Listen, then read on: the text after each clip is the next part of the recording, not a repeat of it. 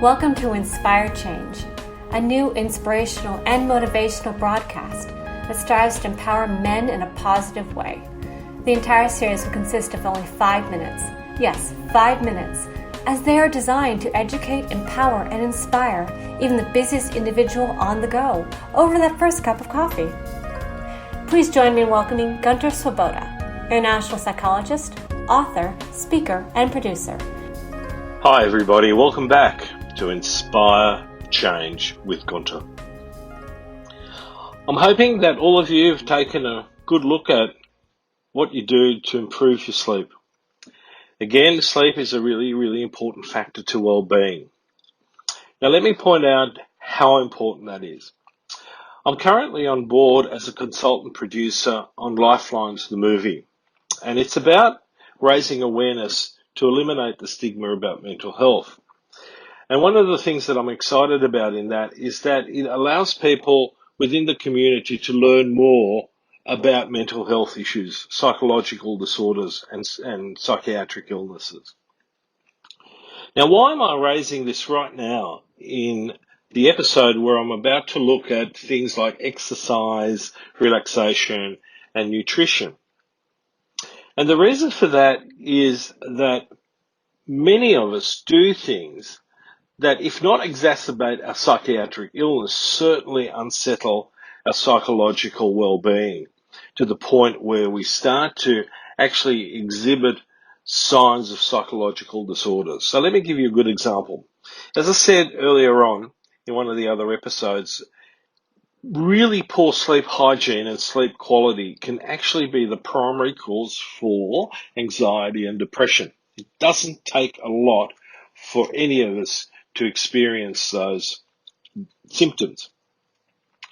The other aspect is that over-exercising, and I see lots and lots of men who unfortunately do that.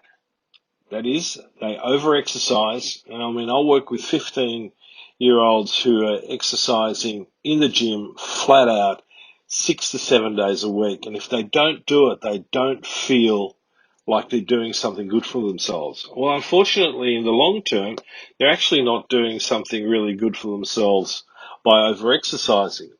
The fatigue that arises from that can often appear to be very similar to depression.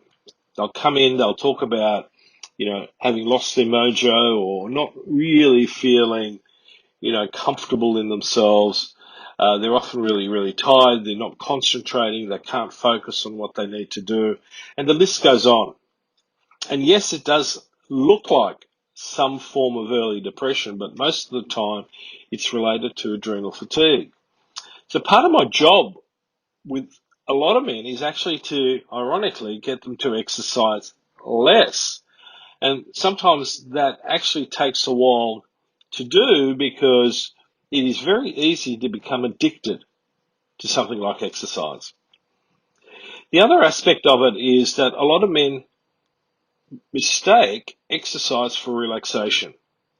They'll come and tell me that, when they exercise hard and, they fatigue, they'll sleep better. And my comment is, the reason why you're sleeping better is you're so exhausted that you can't stay awake, which is not actually conducive to really good sleep quality. So the idea is, well, what do we need to do? Well, we need to differentiate exercise from relaxation. And relaxation focuses on reducing your heart rate, on focusing on your breathing, and doing something that reduces muscle tension. A lot of people that I work with who get migraines and headaches, for example, get them because they're experiencing excessive and chronic muscle tension in the large muscle groups.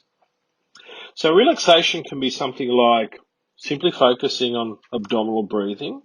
It can be doing an exercise like progressive muscle relaxation, where you clench, hold, and relax all the muscles systematically through your body. And it can be doing something that is mindful. And for many people, the one thing that really significantly makes a difference, and we've got lots of research, is learning how to meditate. and it doesn't take a lot to do that. Now, one of the other things that falls into relaxation is spending as little as 2 hours a week in nature, simply being present in wilderness or on the beach or somewhere tranquil. So again, if we're looking at inspiring change and really stepping our well-being up, have a think about this.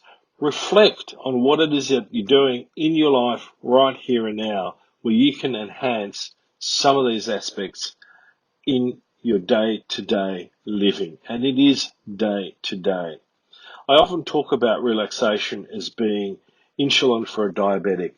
And I think these days, with the mental health statistics as they are, and the prevalence of anxiety and depression, it is something that all of us need to do.